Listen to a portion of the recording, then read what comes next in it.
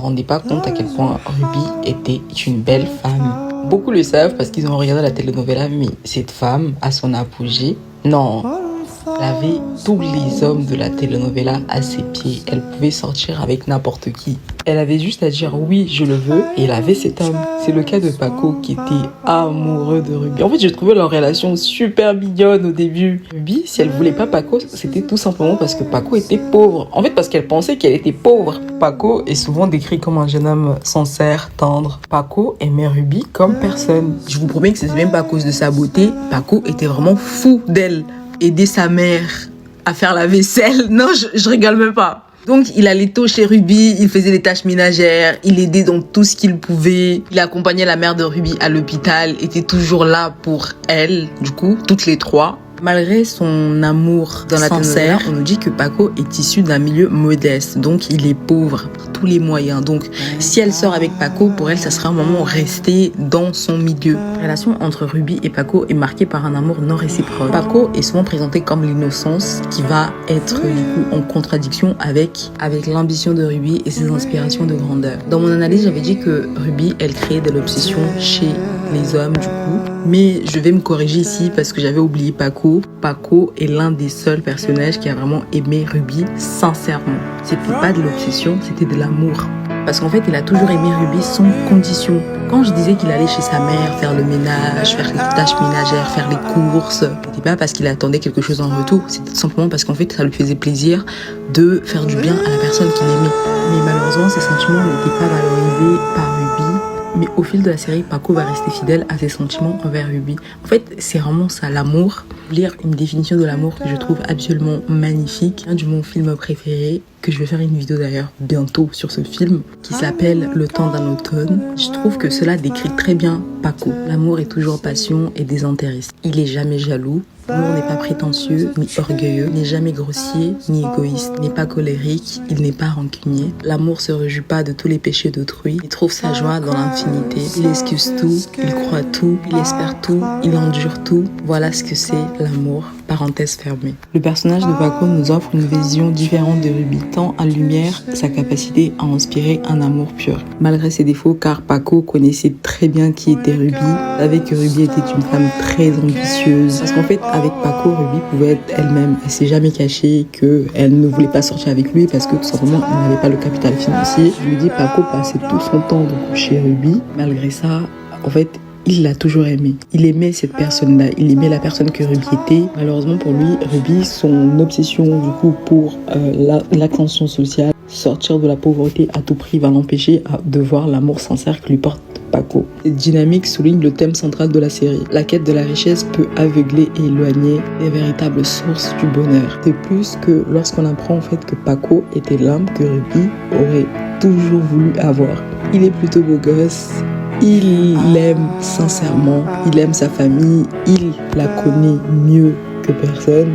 Parce qu'en fait, avec lui, elle n'avait pas besoin de se cacher, elle n'avait pas besoin de faire la sainte touche parce que Paco connaissait toutes les versions d'elle et aimait ces versions-là.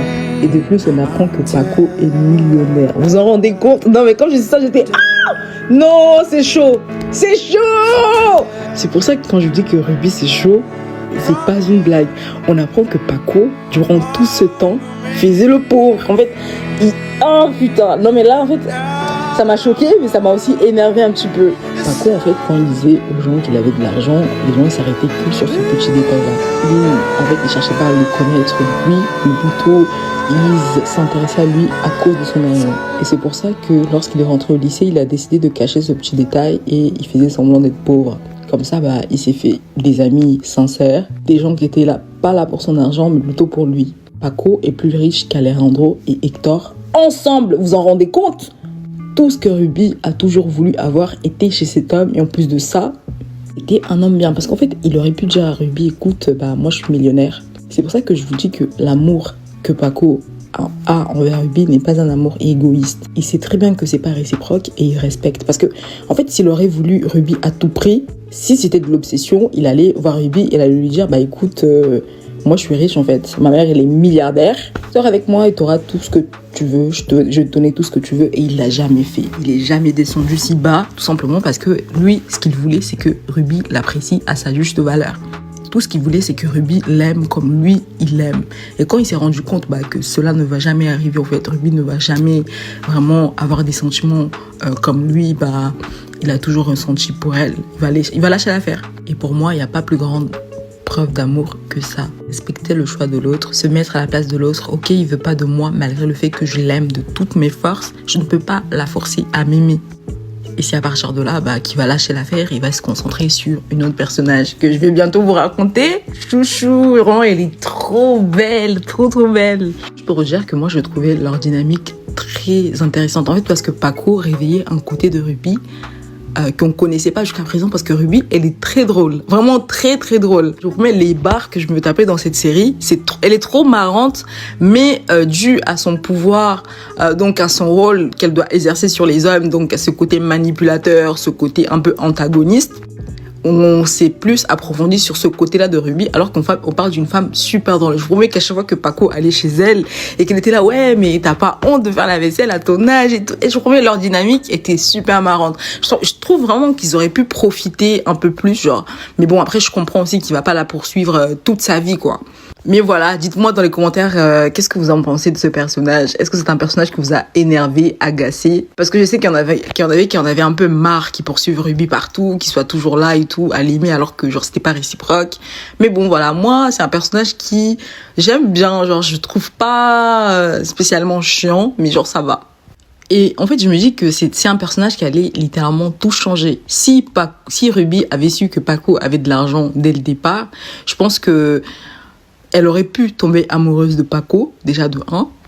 Et tout ce qui s'est passé dans la telenovela, toutes les intrigues, tous les problèmes qu'elle se mêlait pour avoir de l'argent, n'allait pas avoir